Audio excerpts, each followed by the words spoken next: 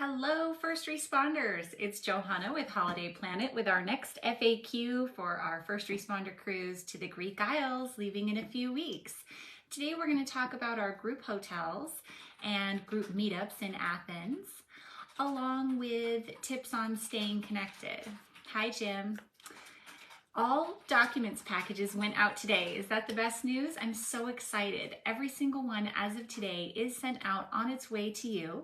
A couple things you'll notice in there is that there are no luggage tags, and I forgot to say that in the documents email and video, is that Virgin doesn't do advanced luggage tags. So it's one less thing for you and me to have to deal with when you get to the port. The porters will tag your bags with their own luggage tags that they have there. Also, you'll notice we do have first responder cruise wristbands, but look what they did. They printed them on white, so you can't read the words. So they're gonna reprint them for me on black. The ones that went out in your packages are these white ones, not ideal, but they should send me some replacement ones that I'll have for you in Athens so that you can actually read that it says Greek Isles Cruise 2023, yay. So arriving in Athens, you're going to need to get yourself to your hotels. Some of you have prearranged private transfers through me. If so, when you're coming out of arrivals with your bags, you'll see first all these drivers standing with the placards with your names on them. That'll be the easiest for all of those of you who have been flying all night long and feeling a little brain fuzzy when you arrive. But anyone else who has not prearranged a transfer, don't worry. There are taxis abundant and available. There are Ubers able to be ordered. And just one tip about Athens transportation is that all of the vehicles are actually taxis. It doesn't matter if you prearrange through a transportation company or order it as an Uber or stand in a taxi line, the vehicle that shows up to transport you will always be a licensed yellow cab. So that can make you feel comfortable. So get yourself to your hotel one way or another. There are two hotels for our group. The first one is the Niche Hotel Athens, and I want to tell you a little bit about what to expect there. This hotel is very small. The lobby is very small. The stairwell is very small. The two elevators are very small. The rooms are very small. That's kind of the downside. When you're waiting in the lobby, there isn't a lot of room to wait. When we're all waiting there together to transfer, that's going to be a trick. We're probably going to be standing, waiting. When all of our bags are there waiting to go, it's going to be a lot of luggage in their small lobby, and they have a luggage holding room, but it fills up, and then after a while there's luggage in the lobby. But I can say that the bellman who is in charge of all that luggage is on point. Hi, Denny. He knows exactly whose luggage is whose, and he is watching everything like a hawk. So that part's good.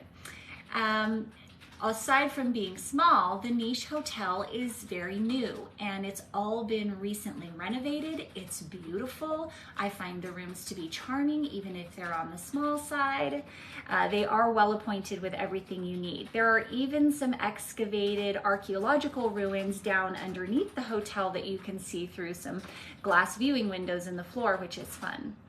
You're also just 2 blocks away from where you enter to go into the Plaka, which is the Old Town area at the base of the Acropolis. This is where all of the great dining and shopping is, all of the nightlife and bars. Everything that you want to do is going to be in the Plaka, including the best restaurants. Every little sidewalk cafe in that Plaka has fabulous food. So everyone staying at the Niche, you're just 2 blocks away. You walk across the street and walk right up in there, and you're in the heart of that sightseeing area. And also right across the street from the Olympian Temple of Zeus ruins. So it's a fabulous location. That is your big upside if you're staying at the Niche Hotel. They also have a rooftop bar, and they do serve food up there too. It is a restaurant. It is half indoors, half outdoors to accommodate all types of weather. Hi, Heidi. And that is where we're going to have our group meetup on September 29th. So if you're in town on the 29th, please come up to the Niche at 9 p.m. That's in your trifold if you need to remind yourself of the time. And we'll be having a group hangout there, so we'll get to see all of you. Going from the Niche to the port, we have a lot of you. We have so much, we have 2 buses coming. So we're gonna ask people to be ready about 1 o'clock. The first bus will roll up at 1:15 and take a load of people to the port, and another bus will come at 1:30. I know some of you have later embarkation times, but I polled some of the folks. Your embarkation time is the arrival time, okay? And I polled some folks with more like 2:30, 2:45, 3 o'clock arrival times, and they said, nope, we would rather go to the port with the people who are boarding early and be there just in case we're able to board early too, and sit there in the port and jump on the ship's Wi-Fi and make our fitness reservations and do all that good stuff. So everyone will be going from the hotels to the port together at 1:15, except that the Niche has a second bus that technically will leave at 1:30. Hi, Dana. So the other hotel is the Athenaeum Intercontinental, and it is about a 15-minute walk from the Niche Hotel on the same street. It's a straight shot to walk up there from the Athenaeum. And so that means it's also about a 15-minute walk from that Central Placa area. But the upside that you get for being just a little bit farther away, it's only a 5-minute cab ride if you get in a cab, is that it is a little bit more luxurious hotel, very spacious. The lobby is really large. You have every amenity there that you would hope for. It's rated as a 5-star hotel. I would say it's more of a 4.5 to 5-star hotel, but the service was wonderful. We had great service there. Not all of you have the breakfast included with your rate, because when you check in at the Athenaeum, if you're booked with either Delta Vacations or Beds Online, that's how I did all of them, they should offer you half-price breakfast when you walk in and check in. Hi, handsome Tommy V. Hope you're having a good day at work. So I would recommend getting that breakfast. At half price, it should be 18 euros a person, and it's well worth the price. It is the most extensive and high quality hotel breakfast I've ever had. I loved it at the Athenaeum. And it includes all your specialty coffees and stuff too, and an omelet station and all that good stuff, but everything was high quality. From that breakfast room, you're looking out on their beautiful pool. So the morning that you have to check out and store your bags with the porter at the Athenaeum, there's tons of room. Everything goes back to their secure baggage rooms. But when you leave your bags there and then you're waiting for your transfer at 1:15, you could go hang out by that lovely pool. That is probably what I would do, unless you need to walk back to the Placa for a little bit more souvenir shopping maybe. Now, I think that's everything that I wanted to say about the hotels. The second group meetup that we have is at the Athenaeum Intercontinental. That is on the night of the 30th. So if you're in town on the 30th, we hope you'll scoot on over to the Athenaeum. Once again, upstairs at their rooftop bar and restaurant. That is where we will be meeting as a group at 9 p.m. And if you wear your wristband, I'd be happy to buy you a drink, okay? Otherwise, there's nothing set up for us. It's not a hosted party for us. It's just a place for us to meet up, but I'd be happy to buy you a drink. Then, what else? I wanted to talk about staying connected. We talked about seeing your driver there when you first arrive in Athens, holding a sign with your name on it. If you don't see your driver and you've pre-booked your transfer through me, you'll have a phone number to call in your documents. But I want to give you the tip that in Europe, people don't text or even call that much. They all use WhatsApp, and it's because texting is very expensive for them. So the best way to reach your driver and say, hey, I'm here a few minutes early, or are you here yet? Am I in the right place? Is to just reach out to them on WhatsApp.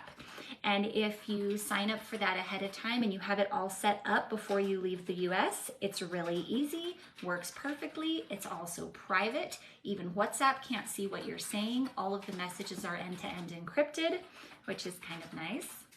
And it can save you a phone call instead of having to call a tour guide or a driver if you're looking for someone during your trip. I'm hoping it's still working. It said I had poor connectivity. Hi, Belinda. If you want to be able to make phone calls while you're in country, just call your cell carrier before you leave the US and set that up with them.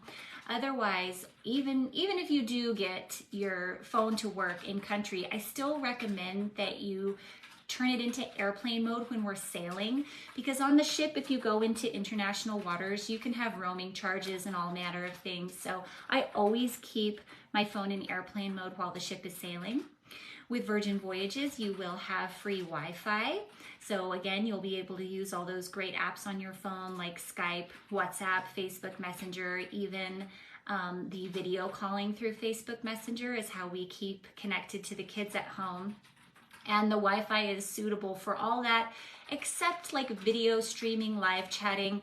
Virgin does have premium Wi-Fi that you might want to upgrade to if you need to live stream or video chat. If you have the Deep Blue Extras because you've matched status from a different cruise line, you should have that premium Wi-Fi upgrade already included. Just a couple more quick things that I forgot to mention in my currency and cash video about using credit or debit cards overseas there. In Greece, they do not take American Express. Greek people can't get an American Express, so the merchants don't have it. So if you're choosing a credit card to take with you, I would recommend a Visa or MasterCard that has no foreign exchange fees, foreign transaction fees. But if you don't have a card, if your Amex is your primary credit card, you might want to take more euros with you than you had even been planning, because you won't be able to run that credit card most places. Also, if you're going to use a debit card or a credit card to get cash out of an ATM there, I recommend using the ATMs that are at the actual banks, because the ones that are like a kiosk downtown in the tourist area, they're more likely to have those skimmers installed on them to steal your credit card data than an ATM at an actual bank. And I actually think that's where my card was compromised last time I was in Athens, was because I used an ATM that was downtown. So I thought I would share that tip with you too. Okay, enough talking for me. I'll be back next week with more tips. Let me know what questions you have. We are putting a digital Virgin Voyages guide. The link will be down in the comments below, and it will also be in the email that goes out with this video, because I decided it's too much paper to print and send everyone in your packages. So check out our digital guide virtually online, and we'll see you again with more tips next week. Thanks everyone. Bye.